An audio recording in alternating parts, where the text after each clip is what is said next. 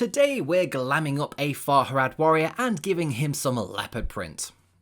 Now I'll be honest, a week ago I wasn't even sure if I wanted to try this. I thought it might look a bit silly.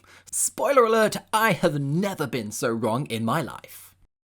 Starting with a nice light base colour, I'm using Dusty Skull by Army Painter, just to get it smooth and even on this old sculpt. Next we'll be adding some uneven leather brown spots. And I mean uneven, don't line them up like neat little rows, this isn't wallpaper. Space them out randomly. Now a quick confession, the first time I tried this it was a disaster. I made the spots too small and too close together and it just looked like brown rice pudding.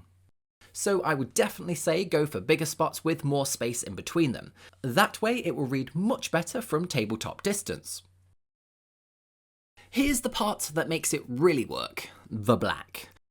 Don't fully outline the brown spots, instead add 3 or 4 small broken shapes around each one.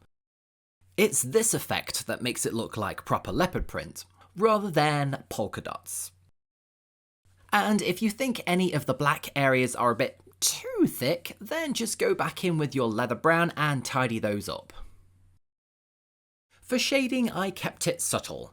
A light tone mixed with a bit of stabilizer to thin it down, about 2 parts shade to 1 part stabilizer, a quick test on the fingertip to make sure it's not too strong, and then it was applied onto the whole area. With a second layer added to the recesses just to shade them down a bit more. Finish with a highlight of Tomb King tan along the edges to sharpen everything up. My biggest takeaway is to try something outside of your comfort zone. Worst case, you repaint it. Best case, you discover your army suddenly has some flair.